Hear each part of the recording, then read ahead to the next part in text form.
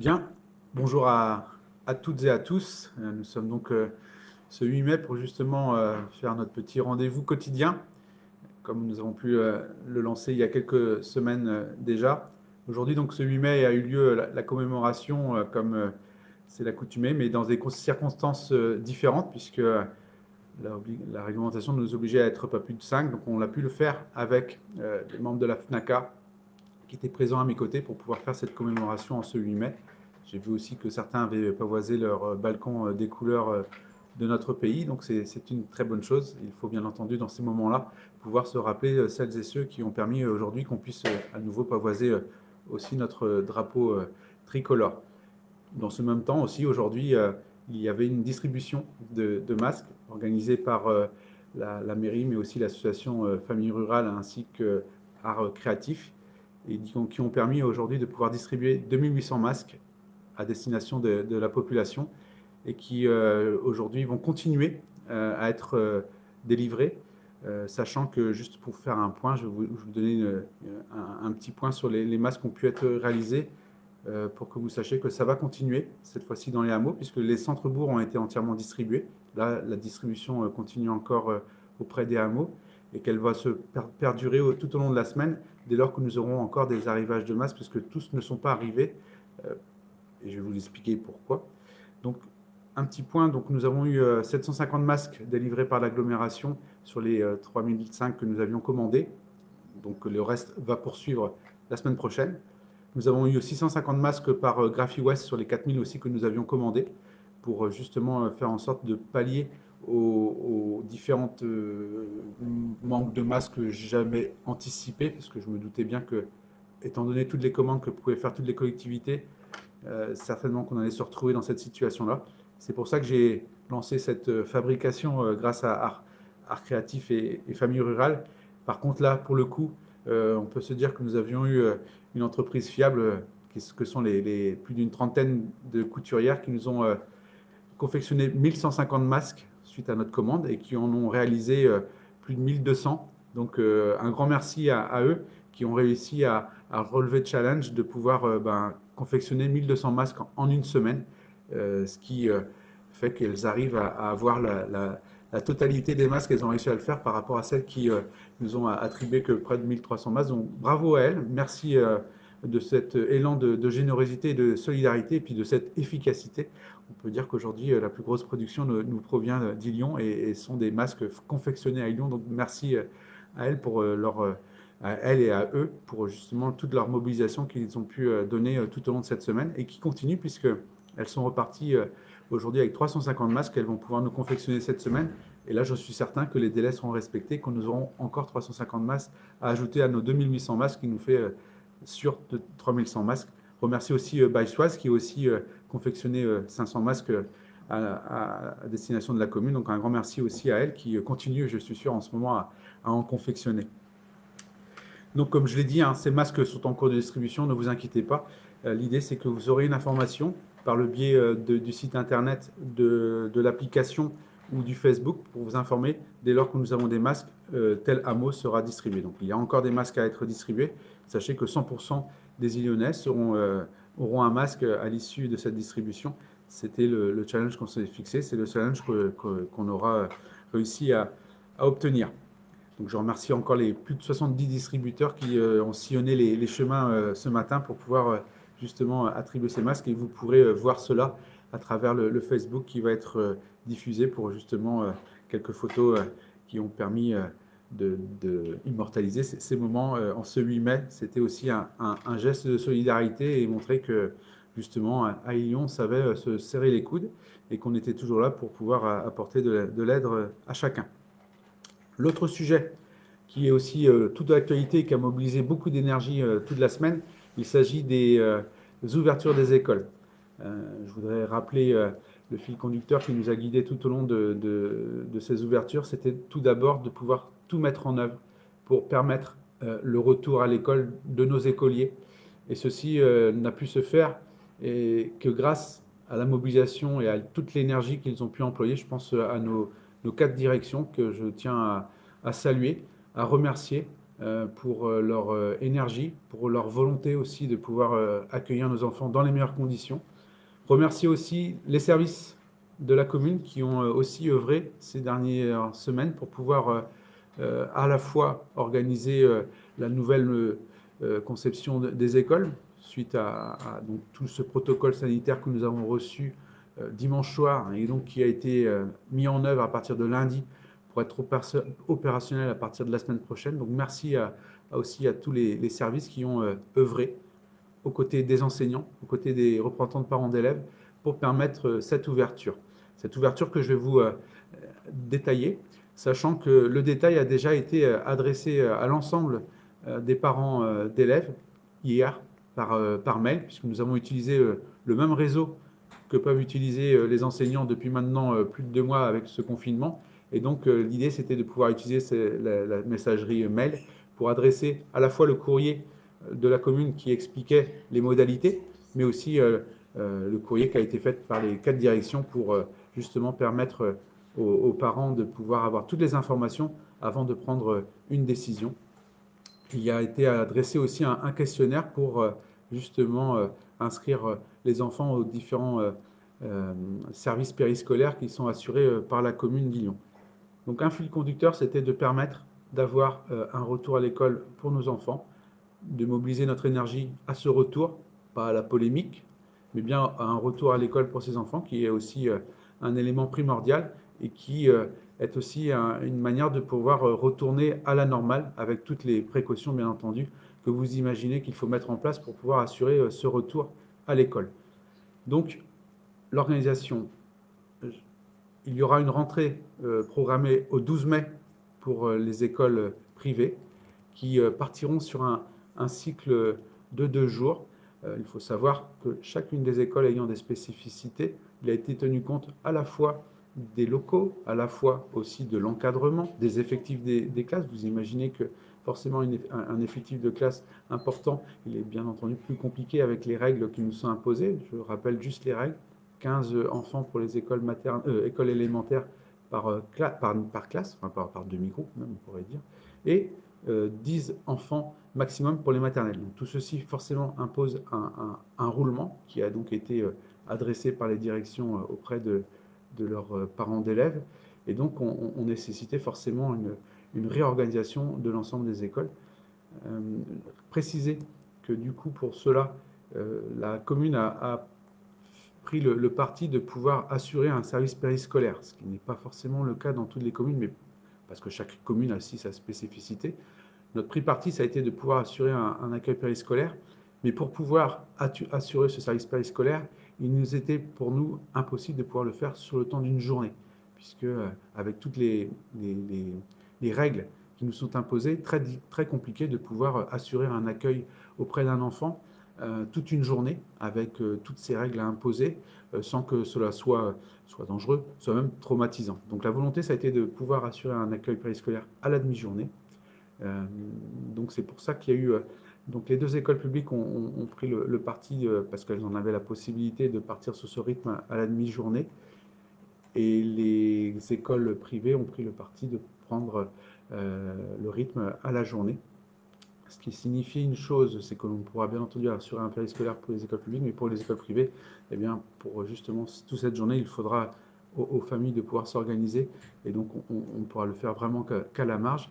Donc voilà un petit peu l'organisation. Une rentrée programmée le jeudi 14 mai pour les écoles publiques qui ont préféré disposer d'une journée de plus pour préparer cette rentrée. Donc une rentrée le 12 mai pour les écoles privées, rythme 2 jours à l'école, 2 jours eh bien, à leur domicile, et un rythme de demi-journée pour les écoles publiques avec une alternance sur justement une activité périscolaire qui, elle, se découpera de la manière suivante, c'est-à-dire nous allons profiter de cette demi-journée pour permettre de l'aide aux devoirs.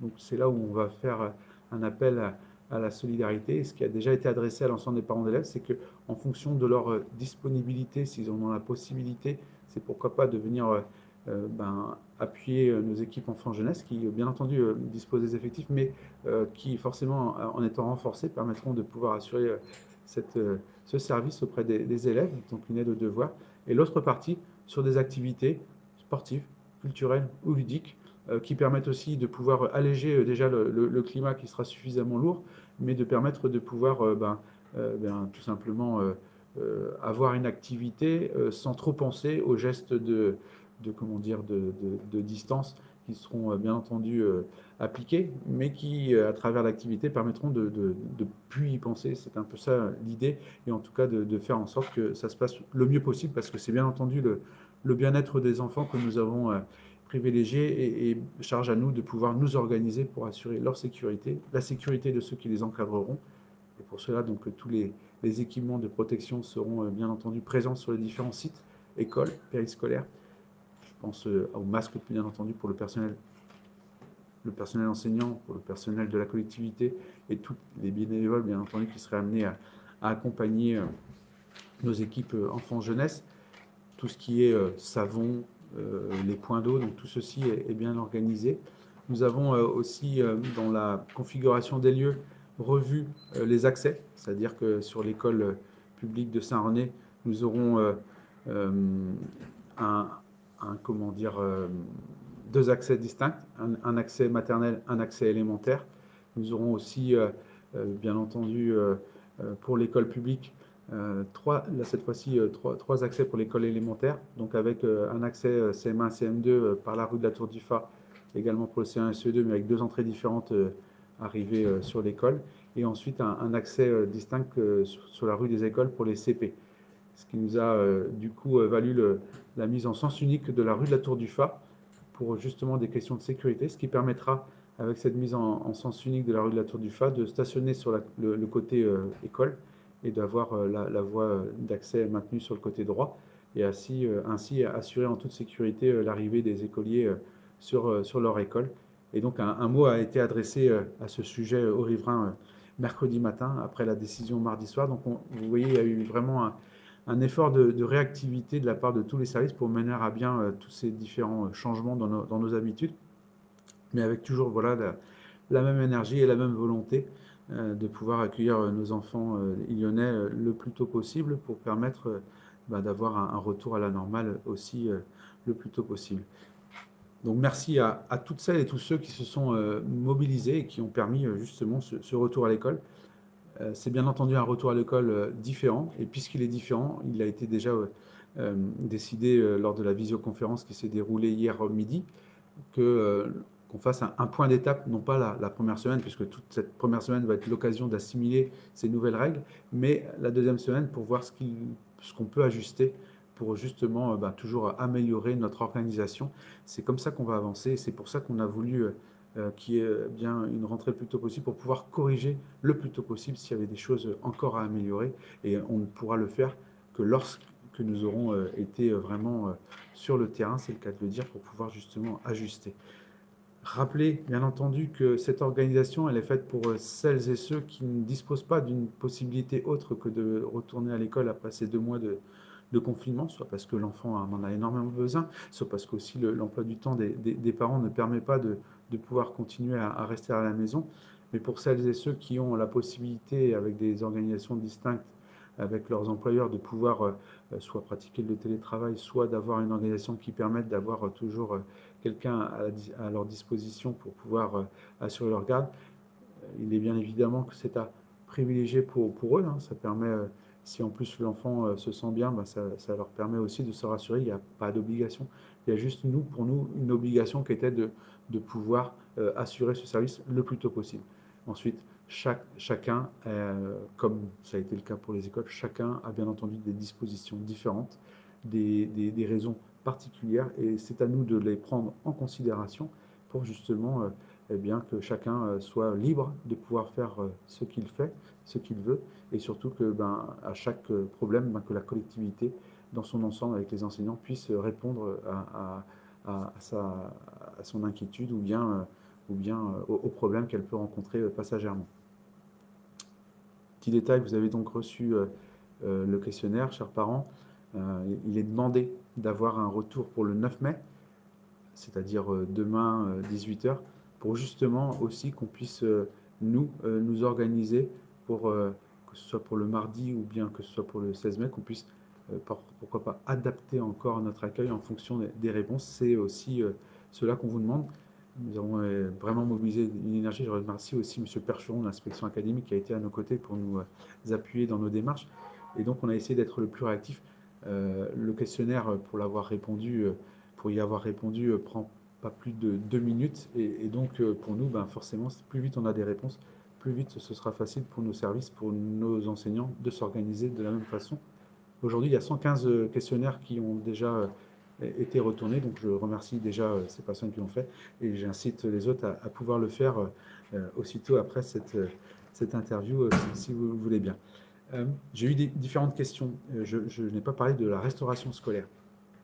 Sur la restauration scolaire, la volonté a été aussi de pouvoir maintenir ce service auprès de la population, en tout cas auprès des enfants. En accord bien entendu avec la gestionnaire Marina, que je remercie énormément pour tout son investissement depuis une semaine, qui s'est activée pour à la fois regarder la configuration des lieux et permettre l'accueil des enfants sur un restaurant scolaire. Donc la volonté, c'était de pouvoir apporter un repas à la journée à nos enfants, en tout cas sur le temps qui nous était imparti. Et donc, pour cela, nous avons 3 sites actuellement. Demain, enfin en tout cas la semaine prochaine, nous aurons donc un site sur l'école Saint-Joseph, puisque les effectifs, l'école Saint-Joseph, pardon, l'école privée de Sarney, parce que les effectifs nous permettent de pouvoir accueillir dans de bonnes conditions les élèves au même endroit que d'habitude, et puis que voilà, il y a beaucoup de gens qui ont pu trouver des solutions autres. Donc, ce sera donc un accueil au restaurant scolaire comme d'habitude. Pour l'école publique de Saint-René, donc l'école des Vergers, nous aurons donc un accueil dans le restaurant scolaire comme d'habitude pour tout ce qui est élémentaire. Et pour les maternelles, ils seront au niveau de la salle du Guy Rouget qui dispose, vous vous en doutez bien, de tous les équipements nécessaires pour pouvoir assurer une restauration de qualité. Et donc c'est ce point-là qu'on a vu pour Sarney. Pour Ilion, donc l'école publique élémentaire maternelle sera accueillie de la même manière au niveau du restaurant scolaire comme à l'accoutumée. Et donc pour l'école privée de Saint-Joseph, on les accueillera à la salle Presqu'île pour justement assurer tous ces distances qu'il nous faut justement appliquer durant ce moment du midi. Donc il y aura un repas de prix comme à l'accoutumée, avec bien entendu cette fois-ci des règles différentes dans la disposition comment dire, selon la disposition des. Je lis en plus des messages qui m'arrivent, donc c'est pour ça, excusez-moi. Selon la disposition des restaurants. Et donc tout ceci sera mis en œuvre dès maintenant et bien entendu pourra être à même d'accueillir les élèves dans de bonnes conditions. Je vais répondre ensuite aux différentes questions qui m'arrivent en même temps, et une fois que j'aurai pu terminer ce que j'avais à vous dire. Donc voilà ce que je pouvais dire pour l'école. Je n'ai pas parlé d'école maternelle d'Ilion-Bourg, où là aussi il y aura 2 accès distincts, un pour les petites sections, un pour les moyennes sections, mais tout ceci est déjà fléché. Vous pouvez donc déjà, dans le cadre de votre sortie à l'heure, pouvoir observer les lieux pour justement appréhender la rentrée, mais tout ceci est déjà indiqué aux abords des écoles. Le protocole a été aussi adressé aux parents d'élèves, le plan aussi a été adressé. On me dit que des questionnaires n'ont pas été adressés, on va se renseigner, mais normalement tout le monde a reçu. Et donc le message que je viens de recevoir, j'invite aux enseignants de vérifier pourquoi les parents n'ont pas reçu. Si c'est le cas, adressez un message à vos enseignants pour dire je n'ai pas reçu le questionnaire. Mais logiquement, chacun a pu recevoir le questionnaire qui est à remplir en ligne et qui donc du coup est adressé automatiquement ensuite à la mairie. Ne vous inquiétez pas si vous avez un souci sur ce questionnaire. Nous aurons toujours le temps lundi de pouvoir corriger pour certains qui n'ont pas eu, mais d'ores et déjà, si certains n'ont pas eu le questionnaire, manifestez-vous auprès de vos enseignants.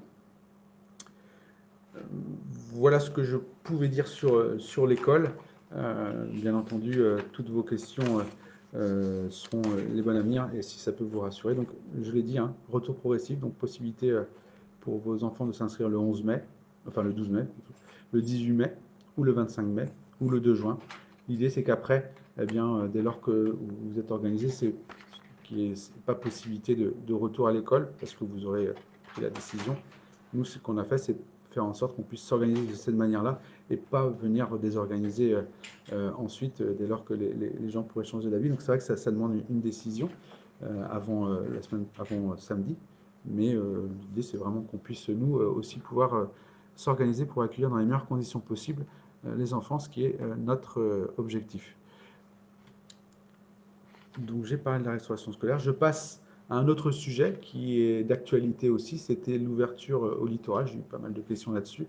Vous avez pu voir pour ceux qui sont abonnés au Telegram que j'étais intervenu hier pour justement réclamer à ce que, eh bien, que les plages puissent faire que les maires puissent avoir la possibilité d'ouvrir ou de fermer les plages en fonction des conditions sanitaires, comme c'est le cas pour Lyon, puisque vous le savez, depuis 2017, je suis souvent amené à les fermer ou à les ouvrir pour d'autres raisons, et souvent c'est bien le maire à qui on demande de prendre cette décision, donc c'est vrai que c'est légitime que pour d'autres raisons, mais toujours d'ordre sanitaire, qu'on puisse aussi lui accorder sa confiance, comme c'est le cas lorsqu'il s'agit d'épisodes d'algues vertes. Donc à nous de pouvoir s'en saisir. Et aujourd'hui, je sais qu'on peut on a obtenu gain de cause. Plusieurs maires, plusieurs députés et plusieurs sénateurs ont fait cet appel au niveau national pour permettre justement aussi d'accéder à ces plages. Donc à nous maintenant de demander une dérogation. C'est quelque chose qui sera faite puisque la préfecture a d'ores et déjà été contactée et certainement que courant de semaine prochaine, on aura des nouvelles. Donc je vous en avertirai dès que possible. Voilà ce que je pouvais dire aujourd'hui. Donc on a pris 21 minutes 35. Je vais maintenant juste vous dire l'actualité, puisque lundi 11 mai, le conseil municipal se réunira sur le fait que nous avons, sur le sujet justement de la rentrée des écoles et puis toutes les mesures qu'on a été amenés à prendre.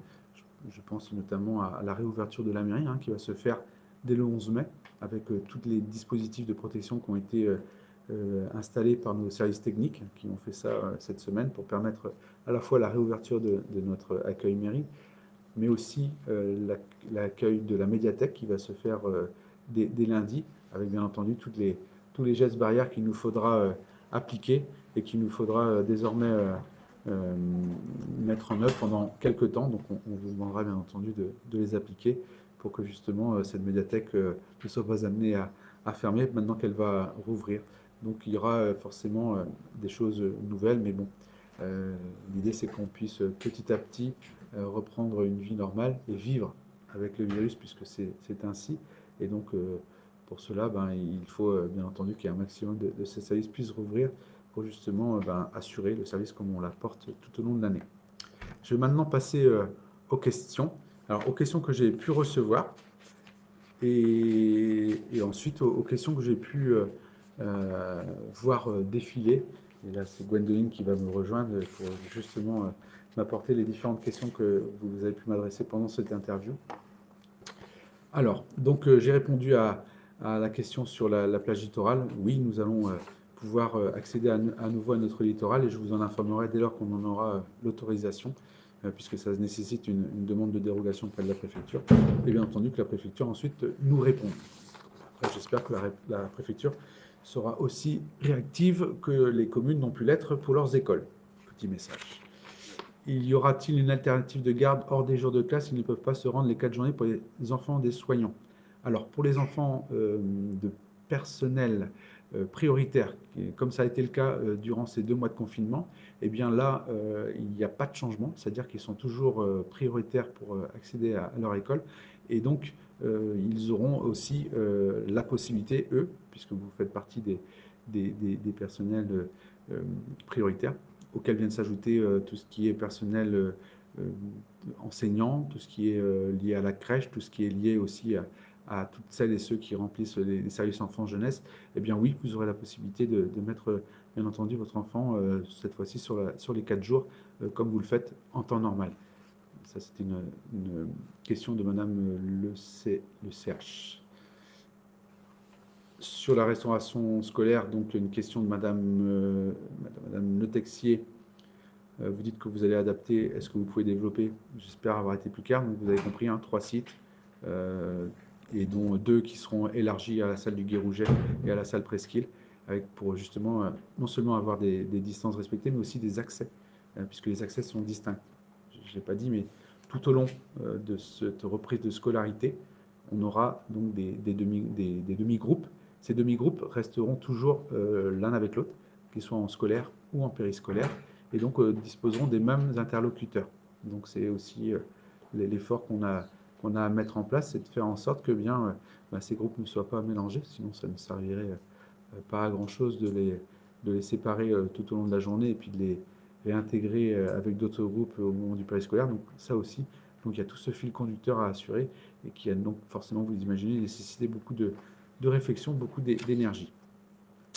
Vous insistez sur les mesures sanitaires, c'est normal, oui, effectivement, c'est vraiment un protocole sanitaire important que nous avons à respecter. Et donc, et lorsque je parle de proportion raisonnable, aujourd'hui, oui, ce n'est pas une proportion raisonnable, c'est une proportion qui nous est imposée, savoir pas plus de groupes de plus de 15 enfants par groupe et de 10 pour les maternelles. Donc, ça signifie effectivement que celles et ceux, c'est ce que je rappelais, qui ont la possibilité, sans que ça leur coûte énormément, de pouvoir maintenir leur enfant à domicile sans que ça lui coûte non plus à lui, eh bien, j'encourage à pouvoir le faire. Et dans le cas contraire, la commune s'est mobilisée pour pouvoir accueillir les enfants ainsi que les enseignants, comme je l'ai rappelé. Et qu'est-ce qu'une proportion raisonnable? Eh bien, je vous ai un peu répondu avec c'est pas une proportion raisonnable, c'est une proportion imposée pour les règles de distanciation. Le confinement a été... Ah oui, alors sur la question du financement ou bien de savoir si l'État assurera les surcoûts, nous, ce que nous avons établi, c'est que nous avons créé une ligne Covid qui nous permet de recenser l'ensemble des dépenses qui ont été occasionnées, à savoir les achats de masques, à savoir tout ce qui est équipement de protection, à savoir tout ce qui va être mobilisation de personnel supplémentaire. L'effort qui a pu être fait au niveau des EHPAD, au niveau des EHPA, à partir déjà qu'a démarré cette semaine, c'est un effort des services enfants-jeunesse pour venir justement accompagner à la fois nos enseignants et surtout pouvoir être davantage présents encore auprès de nos jeunes. Donc il y a forcément des heures plus importantes qui vont être réalisées. Donc c'est ça. Et donc tout ça va être recensé dans une ligne Covid. Et puis l'État a dit qu'il prendrait en charge une partie de nos dépenses. Mais pour cela, il faut bien entendu les quantifier. Et après, on attendra qu'il le fasse. Mais nous, ce qu'on a décidé de faire, c'est d'être au rendez-vous auprès des Lyonnais. Et j'espère que l'État le sera aussi. Lors de mon dernier Facebook là, vous évoquez la possibilité de faire appel à des bénévoles. Oui, l'idée c'est de faire appel à des bénévoles, comme j'ai expliqué pour l'aide aux devoirs par exemple. C'est non pas que nous ne disposons pas des effectifs, mais l'idée c'est de pouvoir tenir compte de tous ces gestes barrières qui nous incombent. Plus on sera nombreux, plus ce sera facile à justement les faire appliquer. Et justement, sur l'aide aux devoirs, je pense qu'il y a beaucoup de gens qui seraient prêts à pouvoir nous aider pour apporter leur aide aux enfants, comme c'est le cas d'ailleurs quand je pense à la journée citoyenne, lorsque nous avons des gens qui tout au long de l'année apportent leur contribution auprès des élèves de l'école Jacques Cartier ou de l'école Saint-Hilaire. Voilà, c'est une forme d'aide qui nous est quelque part sollicitée, qu'on sollicite auprès de la population pour justement apporter son aide à la collectivité et puis bien entendu avec forcément les enfants qui en bénéficient. Donc c'est pas un problème de personnel. Il y a bien entendu un renforcement de nos équipes, je l'ai dit en termes d'heures, mais aussi nous allons solliciter, c'est déjà fait, les différents jeunes qui devaient intervenir cet été et qui vont pouvoir, pour ceux qui sont disponibles, pouvoir renforcer nos équipes. Donc j'espère avoir répondu à vos questions. Et la dernière, j'ai répondu à toutes les questions. Maintenant, les questions. Alors, oui, là. Donc j'ai répondu à Johannes le cardinal. Eh bien, vous dites qu'on n'est pas reçu le questionnaire. Eh bien, je pense que vos enseignants qui doivent être à écouter vont prendre cette demande et en tout cas, on va s'en assurer pour que vous ayez votre questionnaire pour que ce soit fait dans les plus brefs délais. Voilà, j'arrive à la fin. Nous arrivons bientôt à notre demi-heure. Et puis, il me reste à vous souhaiter un excellent week-end, à vous dire à très bientôt. Et puis, j'espère au plus vite vous retrouver dans des bonnes conditions. Et pourquoi pas sur le GR34, dès lors qu'il sera ouvert, bien entendu. À très bientôt à vous et bon week-end. Merci, au revoir.